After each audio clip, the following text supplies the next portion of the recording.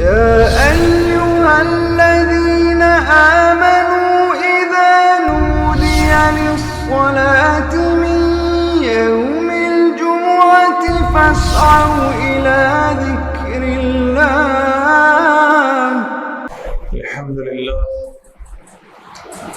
الحمد لله نحمده ونستعينه ونستغفره ونؤمن به ونتوكل عليه ونعوذ بالله من شرور أنفسنا ومن سيئات أعمالنا.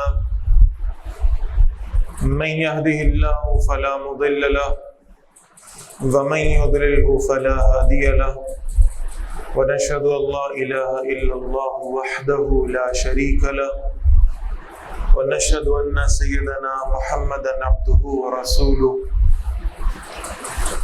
فإن خير الحديث كتاب الله وخير الهدي هدي محمد صلى الله عليه وسلم وشر الأمور محدثاتها وكل محدثة بدعة وكل بدعة ضلالة وكل ضلالة في النار أو كما قال صلى الله تعالى عليه وسلم. أما بعد فقد قال الله تبارك وتعالى: أعوذ بالله من الشيطان الرجيم بسم الله الرحمن الرحيم. يا أيها الناس إنا خلقناكم من ذكر وأنثى وجعلناكم شعوبا وقبائل لتعارفوا إن أكرمكم عند الله أتقاكم إن الله عليم خبير. صدق الله العظيم. رب اشرح لي صدري ويسر لي أمري واحلل عقدة من لساني يفقهوا قولي.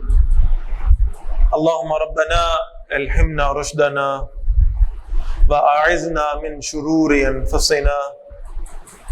اللهم أرنا الحق حقا وارزقنا اتباعه وأرنا الباطل باطلا وارزقنا اجتنابه. آمين يا رب العالمين.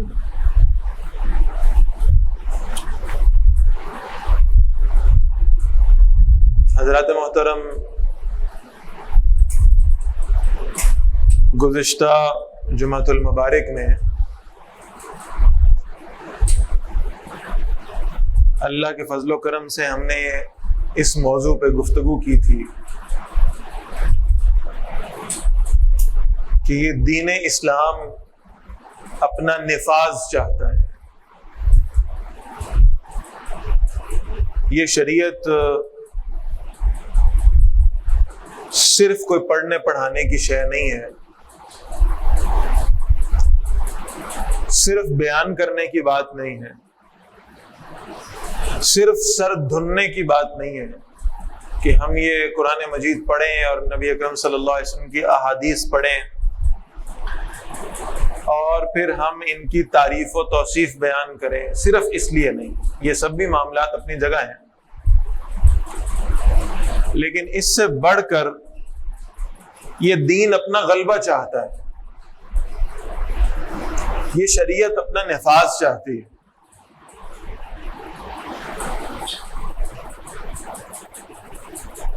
اس حوالے سے پچھلے جمعۃ المبارک میں ہم نے کچھ گفتگو کی تھی. وہ جب شریعت اسلامیہ کا نفاذ ہوگا تو کن کن پہلوؤں میں ہوگا، تو اب انشاءاللہ ہم کوشش کریں گے کہ ہر جمعے میں ایک ایک پہلو ہم کسی اعتبار سے کور کر لیا کریں. اور آج جو اس ریاست اسلامی کا پہلو ہمارے مد نظر ہے وہ ہے اسلام کا معاشرتی نظام.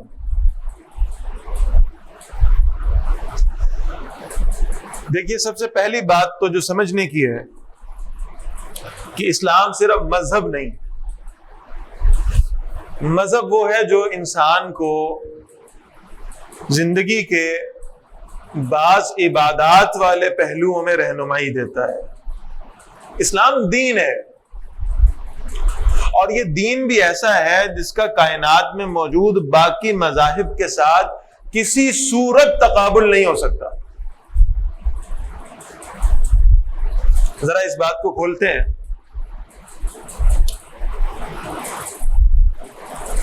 کیا یہودیوں کے لیے قرآن مجید اس پر گواہی دیتا ہے, یہودیوں کے لیے ہفتے کا دن عبادت کے لیے مخصوص نہیں کیا گیا تھا؟ اصحاب السبت کا ذکر قرآن مجید میں آیا اور نے کہا گیا تھا کہ باقی پورا ہفتہ جو ہے وہ اپنے معاملات کرو, تجارت کرو, ملازمت کرو, لیکن ہفتے کے دن تمہاری عبادت کا دن ہے, اس دن تم نے کوئی کام نہیں کرنا, صرف عبادت کرو. کیا عیسائیوں کے لیے اتوار کا دن عبادت کا مخصوص نہیں کیا گیا؟ آج بھی آپ دیکھتے ہیں کہ چرچ میں جاتے ہیں اور اتوار کے روز اپنی عبادات جو بھی مذہبی رسومات ہیں ان کو پورا کرتے ہیں. مسلمانوں کے لیے جمعہ کا دن خاص ضرور کیا گیا ہے, لیکن یہ نہیں کہا کہ تمہاری عبادت صرف جمعہ کے دن ہوگی. جمعہ کے دن ایک خاص عبادت ہے, یہ نماز جمعہ کی, سب کا اکٹھا ہونا ہے, جمع ہونا ہے. لیکن یہ یاد رکھیں کہ یہودیوں کو کہا تھا ہفتے کے روز عبادت کرو اور کچھ نہیں کر سکتے. عیسائیوں کو کہا تھا اتوار کے روز عبادت کرو اور کوئی کام نہیں کر سکتے, پورا دن عبادت کرنی ہے. مسلمانوں کے لیے جمعہ کا دن خاص رکھا, پھر اس جمعے کے دن کی خاص عبادت کا اہتمام کرنے کا حکم دیا, لیکن یہ نہیں کہا کہ باقی جمعے کے دن کے اندر تم اور کوئی کام دنیا کا نہیں کر سکتے, بلکہ یہ کہا سورۃ الجمعہ کے اندر یہ الفاظ موجود ہیں کہ جب تم جمعے سے فارغ ہو جاؤ, تم جاؤ اللہ کا فضل تلاش کرو, رزق تلاش کرو, دنیا کے اندر گھومو پھرو, تمہیں اس کی اجازت. اس لیے کہ مسلمان کی عبادت صرف جمعے کے روز نہیں ہے. اللہ تعالیٰ نے اسلام کو ایک دین بنا کر بھیجا ہے. یہ اٹھتے بیٹھتے چلتے پھرتے کھاتے پیتے ہر وقت انسان کی زندگی, ایک مومن کی زندگی اللہ کے دین کے تابع ہونی چاہیے. اتنا خوبصورت دین ہے, میں عرض کیا کرتا ہوں کہ سب سے زیادہ جو کام انسان اپنی زندگی میں کرتا ہے نا, تقریباً 1/3 حصہ وہ اپنی زندگی کا سونے میں گزارتا ہے. تو اللہ کا دین سونے کے آداب بھی سکھاتا ہے. سونے سے پہلے کی دعا کیا ہے اور بعد کی کیا ہے, کروٹ کس طرف لے کر سونا ہے, کس انداز سے سونا ہے, کتنے بجے سونا ہے اور کتنے بجے اٹھنا ہے. یہ عشاء کی نماز اور فجر کی نماز کا اہتمام اسی لیے.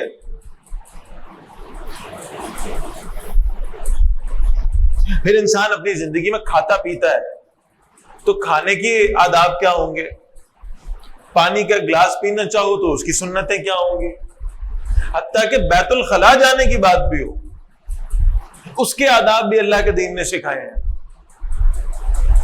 ایک یہودی نے مذاق اڑایا, اس نے کہا یہ آپ کے نبی تو آپ کو غسل کرنے کا, طہارت کا طریقہ بتا رہے ہوتے ہیں اور یہ مسائل بیت الخلا کے بتا رہے ہوتے ہیں. اور صحابی آ گئے, یا رسول اللہ صلی اللہ علیہ وسلم وہ یہودی اس بات پہ مذاق کرتا ہے. تو آپ صلی اللہ علیہ وسلم نے فرمایا کہ اس پہ پریشان ہونے کی ضرورت نہیں ہے, بلکہ اس یہودی کو جا کر جواب دو کہ ہمارا دین اتنا مکمل دین ہے کہ ایک زندگی کا لمحہ بھی ایسا نہیں ہے جس میں دین اسلام کی کوئی ہدایت موجود نہ ہو. تو ایک بات تو یہ سمجھ لیں کہ یہ صرف کوئی مذہب نہیں ہے کہ چند رسومات تک, چند عبادات تک محدود ہو, بلکہ پورا نظام زندگی ہے. اور پھر خاص طور پر معاشرتی نظام کے حوالے سے یہ کیسے ہو سکتا ہے کہ جو دین مجھے بیت الخلا میں جانے سے پہلے کی دعا بھی سکھاتا ہو اور باہر آنے کی دعا بھی سکھاتا ہو, وہ ایک معاشرے کے اتنے بڑے پہلو کی طرف سے مجھے کوئی ہدایت نہ پیش کر رہا ہو, اس معاشرتی نظام کے حوالے سے میرے پاس کوئی ہدایات ہی دین اسلام میں موجود نہ ہو. یہ کیسے ممکن ہو سکتا ہے؟ اللہ کے رسول صلی اللہ علیہ وسلم نے ایک بہترین معاشرہ قائم کر کے دکھایا, اور آج دنیا جس کی تعریفیں کرتی نہیں تھکتی وہ اقوام متحدہ کا انسانی حقوق کا جو چارٹر ہے, جس کے مندرجات ہم اپنی یونیورسٹیوں میں پڑھانے کو اپنے لیے سعادت کا معاملہ سمجھتے ہیں. آپ دیکھ لیں اس چارٹر کو بنے ہوئے کتنے سال ہوئے ہیں؟ 40 50 سال 60 سال ہوئے ہوں گے۔ 1450 سال قبل انسانی حقوق کا جو منشور اللہ نے قرآن میں پیش کیا اور نبی اکرم صلی اللہ علیہ وسلم نے اسے اپنے معاشرے کے اندر نافذ کر کے دکھایا، اس کی کوئی دوسری مثال آج تک اس کائنات میں نہ ہے نہ قیامت تک ہو سکتی ہے۔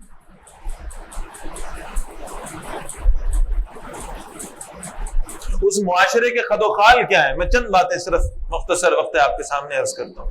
اس معاشرے کے ذرا خد و خال تو دیکھیں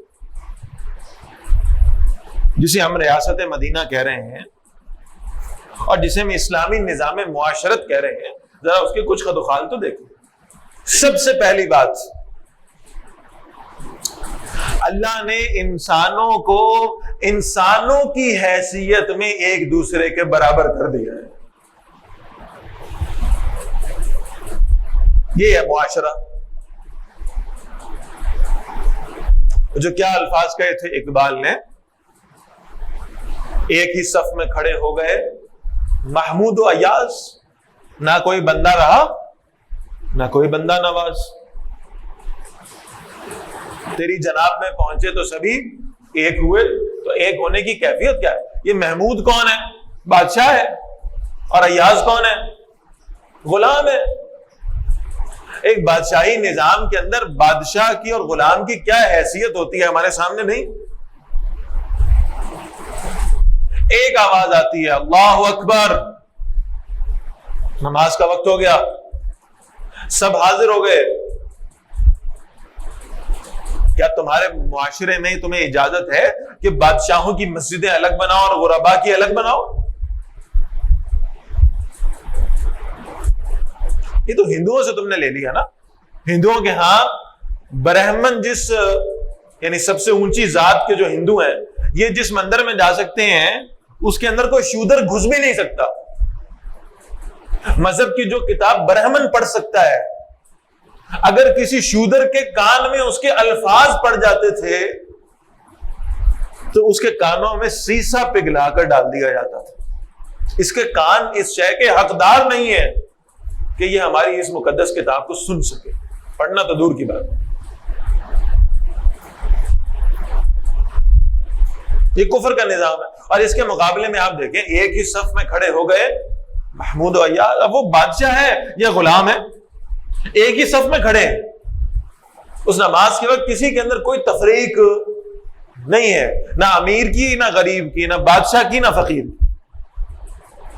بلکہ عین ممکن ہو سکتا ہے، عین ممکن ہو سکتا ہے کہ فقیر اگر زیادہ دین جانتا ہو، ایک غریب آدمی قرآن مجید کے ساتھ زیادہ وقت گزارتا، اور یہ ہماری مسجدوں میں اس کی بہت سی مثالیں موجود ہیں۔ وہ بڑے بڑے انڈسٹریلسٹ اور بڑے بڑے مالدار لوگ وہ آ کے صفوں میں کھڑے ہیں، اور ایک وہ غریب امام آ کر مصلی امامت پر اس لیے کھڑا ہے کہ اس کے پاس چاہے دنیا کی دولت ہو یا نہ ہو، لیکن اللہ کے دین کا علم اس کے پاس موجود ہے۔ اسلام نے تو یہ نظام دیا، ان اکرمکم عند اللہ اتقاکم، تم میں سب سے زیادہ عزت والا وہ ہے جو سب سے زیادہ تقوی والا ہے۔ نماز کا نظام آپ دیکھ لیں، کوئی کروڑ پتی ہوگا تو پیچھے صف میں کھڑا ہو۔ حضرت ابو سفیان رضی اللہ تعالیٰ کتنے بڑے سردار تھے، صرف کسی ایک قبیلے کی بات میں نہیں کر رہا، پورے عرب کے سردار کی حیثیت ابو سفیان رضی اللہ تعالیٰ کو حاصل تھی۔ فتح مکہ کے موقع پر اسلام لائے،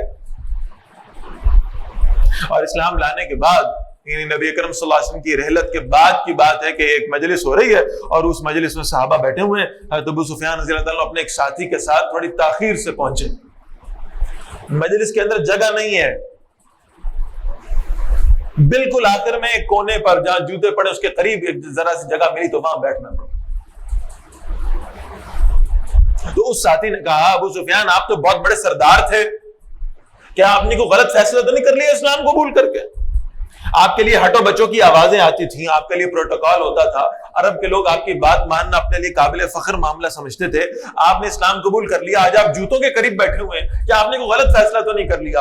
حضرت ابو سفیان رضی اللہ تعالیٰ نے فرمایا کہ نہیں، بالکل نہیں، بلکہ میں یہ سمجھتا ہوں کہ اسلام لانا ہی میری زندگی کا سب سے صحیح فیصلہ تھا، اس لیے کہ آج ممبر پہ بیٹھنے والا اور مسلح امامت پر کھڑا ہونے والا اور پہلی صف میں بیٹھنے والا اس لیے پہلی صف میں بیٹھے ہیں کیونکہ یہ ایمان لانے میں بھی سب سے پہلے نمبر پہ موجود تھے۔ اللہ نے ان کو عزتیں بخشی، دنیا کی بھی آخرت کی بھی، اور وہاں سرداریاں اور مال و دولت اور سب شے وہ پیچھے رہ گئی۔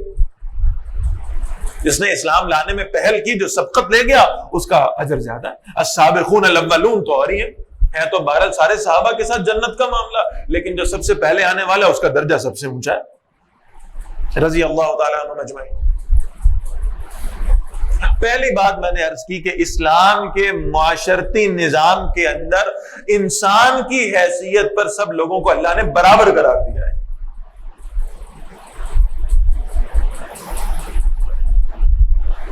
ان کے حقوق ایک جیسے۔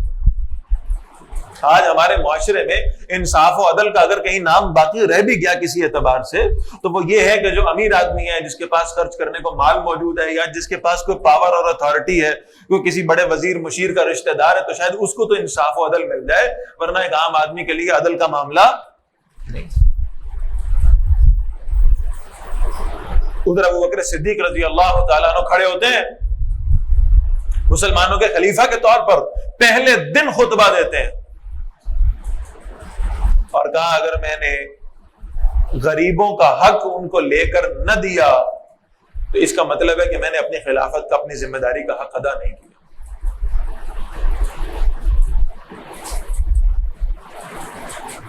عمرا کو تو یہ حق مل جاتا ہے، جن کے پاس طاقت موجود ہے ان کو تو یہ حق مل جاتے ہیں اپنی طاقت کے زور پہ، اپنی دولت کے زور پہ۔ اس غریب کا پرسان حال کون ہے؟ اس ریاست اسلامی کے اندر بہرحال یہ معاملہ ہوگا کہ وہ جو غریب آدمی بھی ہے، جو کمزور آدمی ہے، جو ضعیف ہے، اس کو بھی اس کے حقوق عدل و انصاف کے پورے ملے۔ انسانیت کی حیثیت میں سب برابر ہیں۔ ہاں، عزت والا وہ ہوگا کہ جو سب سے زیادہ متقی آدمی ہو۔ پہلی بات۔ دوسری بات عرض کرنے لگا، اس اسلامی معاشرت کے اندر اللہ تعالیٰ نے ایک خاص مقام عطا فرمایا ہے عورت کو، خاص مقام۔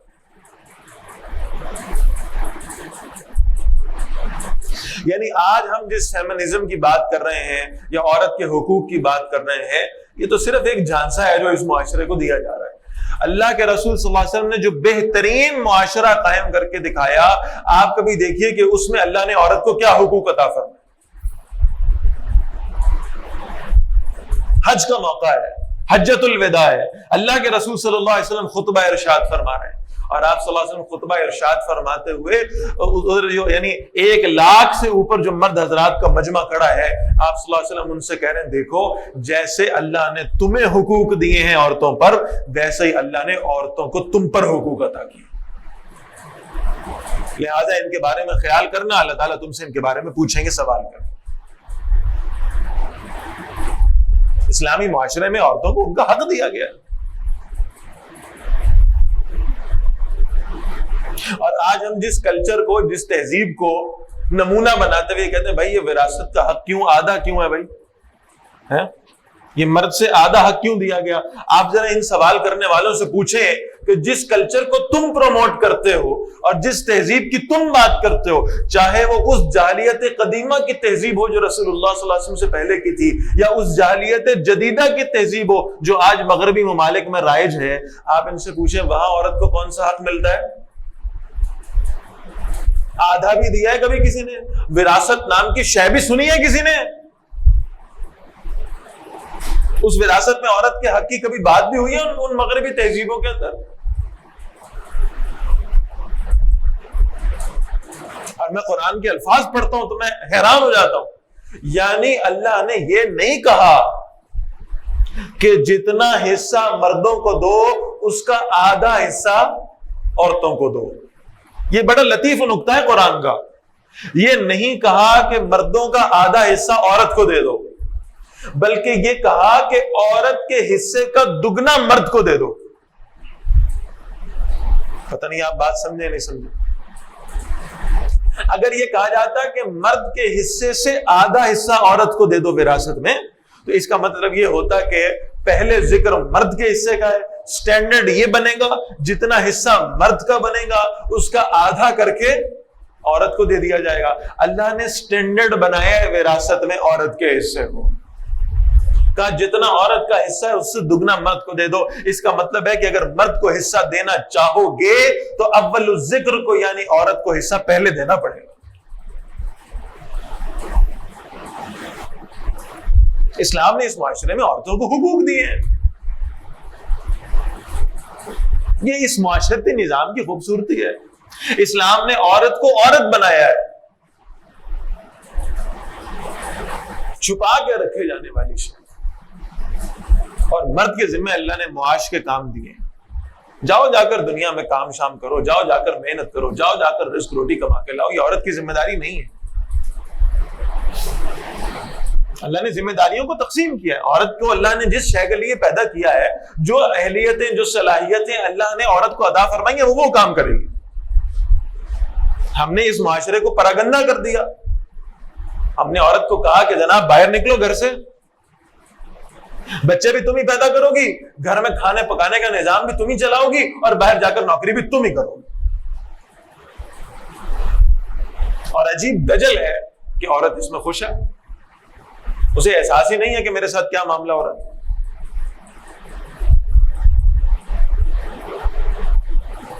پھر اسلام کے معاشرتی نظام کا ایک بڑا خوبصورت, تیسری بات عرض کرنے لگا ہوں, بڑا خوبصورت پہلو ہے پردے کا اہتمام کرنا. پردے,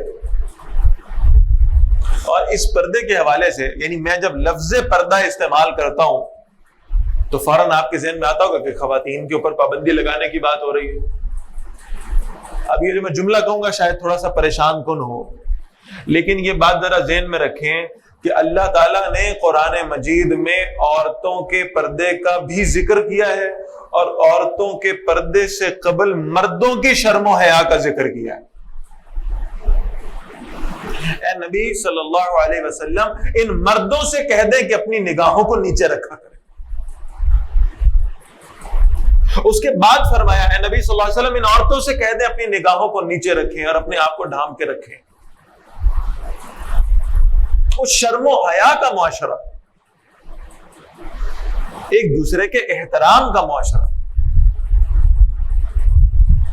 جس کے اندر بے حیائی کا عنصر نہ ہو, جس کے اندر اللہ کی نافرمانی کا عنصر نہ ہو.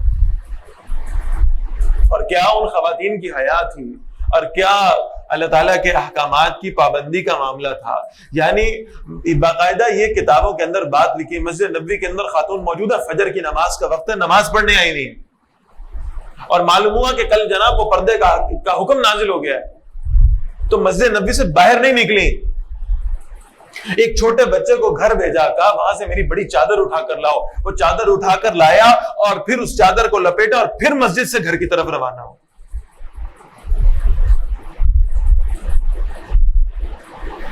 اور ایسے واقعات روایات میں موجود ہیں. صحابی چل رہا ہے, ٹھوکر لگی, پیر پہ زخم آ گیا. کسی نے پوچھا حضرت ٹھوکر کیسے لگی؟ کہا بازار میں چل رہا تھا, خیال یہ تھا کہ کسی غیر محرم خاتون پہ نظر نہ پڑ جائے, تو آنکھیں بند کر کے چل رہا تھا یا دھیان دائیں بائیں کر رہا تھا, تو ٹھوکر لگ گئی اور اس سے پیر کے اوپر زخم آ گیا. وہ شرم و حیا کا معاشرہ.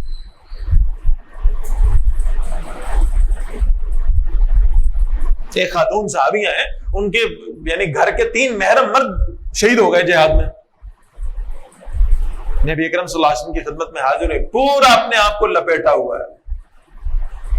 لوگوں نے کہا کہ تمہارے تو 3 گھر کے مرد شہید ہو گئے, اور تم جو ہے وہ مطلب اس غم میں تو انسان کو پتہ ہی نہیں چلتا کہ کیا معاملہ کرے اور کیا نہ کرے, دھیان ہی نہیں رہتا, غم کی شدت اتنی ہوتی.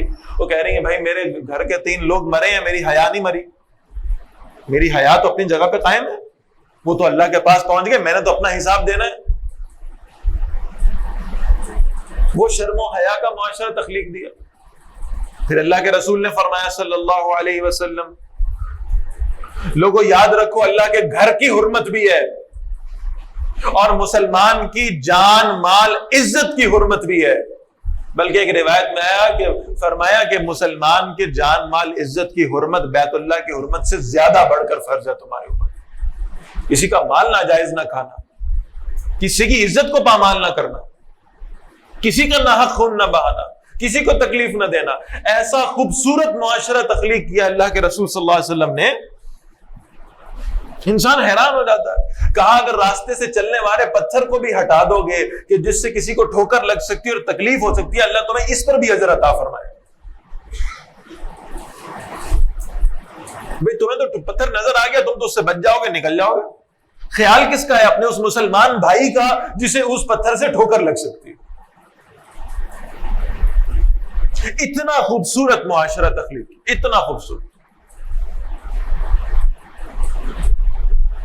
اس معاشرتی نظام میں کسی کی مجبوری سے فائدہ نہ اٹھا. ہم اسی لیے تیار ہوتے ہیں نا، بھی فلاں شخص بڑا مجبور ہے، وہ اپنی فلاں شے بیچ رہا ہے، اس کے اوپر کوئی مشکل آ گئی، مجبوری آ گئی ہے، تو جناب وہ سستی مل جائے گی، خرید لو. یہی ہے نا، اس کی مجبوری ہے بھائی، سستی شے خرید لو.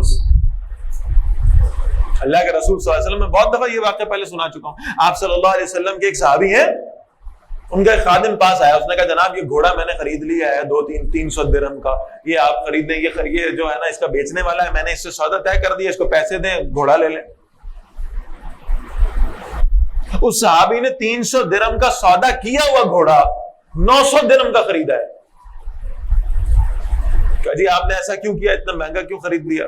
کہ اللہ کے رسول صلی اللہ علیہ وسلم نے فرمایا تھا کہ جب کوئی اپنی شے کم قیمت پر بیچتا ہو تو تم اس بات کا خیال کرنا کہ یہ کسی مجبوری کا شکار ہوگا، تم اس کی مجبوری کا فائدہ نہ اٹھانا، اللہ تمہیں تمہاری زندگی کی مشکلات سے بچا لے گا. یہ معاشرہ ہے. حضرت علی رضی اللہ تعالیٰ گھر سے باہر نکل رہے ہیں، حضرت فاطمہ رضی اللہ تعالیٰ عنہ کو رخصت کرنے کا معاملہ ہے، گھر میں سامان کوئی نہیں. آپ کبھی اندازہ تو لگائیں، گھر میں برتن کوئی نہیں ہے، کپڑے کوئی نہیں، چارپائی کوئی نہیں، کیا کریں؟ زرہ لے لی. زرہ، وہ زرہ کیا ہے؟ وہ لوہے کی کڑیاں ہیں نا، ایسے ایک دوسرے کے ساتھ ایسے چین بنی ہوئی ہے. وہ زرہ لے کے باہر نکلے. وہ لوہے کی زرہ کیا قیمت ہوگی اس کی اس وقت؟ 10 درہم ہوگی، 8 درہم ہوگی، 20 درہم ہوگی، زیادہ سے زیادہ. حضرت علی رضی اللہ تعالیٰ گھر سے باہر نکلے زرہ لے کر. سیدنا عثمان غنی رضی اللہ تعالیٰ نے راستے میں ملاقات کی. کہا زرہ آپ کے ہاتھوں میں ہے، کیا کوئی جہاد کا اعلان ہو گیا؟ کہا جناب نہیں، جہاد نہیں ہو رہا، میں نے اپنی بیوی کو گھر لے کر آنا ہے، میرے پاس گھر کا ساز و سامان کوئی نہیں، زرہ بیچنے جا رہا ہوں یا کسی کے پاس گروی رکھنے جا رہا ہوں. اب سنیں روایت. کہا لائیں زرہ میں آپ سے خریدتا ہوں. کہا کتنے پیسے دیں گے؟ حضرت عثمان رضی اللہ تعالیٰ نے کہا ایک کام کیجئے، اس زرہ کی کڑیاں گننا شروع کر دیں، جتنی کڑیاں ہوں گی اتنے درہم مجھ سے لے لیں. 10 درہم کی زرہ کے 370 درہم دیے ہیں حضرت عثمان رضی اللہ تعالیٰ. کتنے؟ 370 درہم دیے، زرہ خرید لی. کہا علی آپ میرے بھائی ہیں، آپ کو شادی مبارک ہو، یہ زرہ میں آپ کو شادی کے تحفے کے طور پہ واپس کرتا ہوں. یہ کیا معاشرہ تھا؟ ایک دوسرے کی عزت کرنے والے لوگ، ایک دوسرے کے جان مال کا خون کا احساس کرنے والے لوگ، ایک دوسرے سے محبت کرنے والے لوگ. اسلام چاہتا ہے یہ معاشرہ تمہارے پاس آ جائے، ایسی زندگیاں تم گزارو، ایسے اپنے مسلمان بھائیوں سے محبت کر کے دکھاؤ. یہ اسلام کا وہ خوبصورت معاشرتی نظام ہے. اللہ ہمیں اس کو اپنی آنکھوں سے دیکھنا نصیب فرمائے. اور پہلے جیسے میں پچھلے جمعے میں عرض کر رہا تھا کہ بہرحال وہ ہمسائے میں تو یہ معاملہ ہو، ہمسائے میں شادیانے بجیں، تو ہمسائے ہونے کی حیثیت سے ہمیں خوشی تو ہونی چاہیے نا. کیوں بھائی؟ ایک آدمی کے ہمسائے میں اس کے بیٹا بیٹی کی شادی ہو رہی ہو تو ہمسائے ہونے کی حیثیت سے یہ خوش تو ہوگا کہ جناب اس کے بچے کی شادی ہو رہی ہے، اس کے گھر میں خوشی ہے، شادیانے بج رہے ہیں، تو یہ خود بھی خوش ہو جائے گا، ہمسایہ بھی خوش ہو جائے گا. لیکن اصل خوشی اس کی تب ہے کہ جب اس کے اپنے گھر میں وہ شادیانے بجے. پتہ نہیں آپ بات سمجھ رہے نہیں سمجھ رہے. اصل خوشی تو تب ہے نا کہ جب شادیانے میرے گھر میں بجے، جب وہ خوشی میرے گھر میں آ جائے تو ہمسائے کی خوشی بھی میری خوشی ہے. لیکن اللہ کرے کہ وہ شادیانے جو آج وہاں بج رہے ہیں نا، وہ دین کے شادیانے کسی دن ہمارے اس ملک میں بھی بجنا شروع ہو جائے. اللہ ہمیں یہ خوشیاں بھی دکھا دے اور اللہ ان لوگوں کو استقامت اس پر نصیب فرما دے. اقول قولی ھذا واستغفر اللہ لی ولکم ولسائر المسلمین والمسلمات. اللہ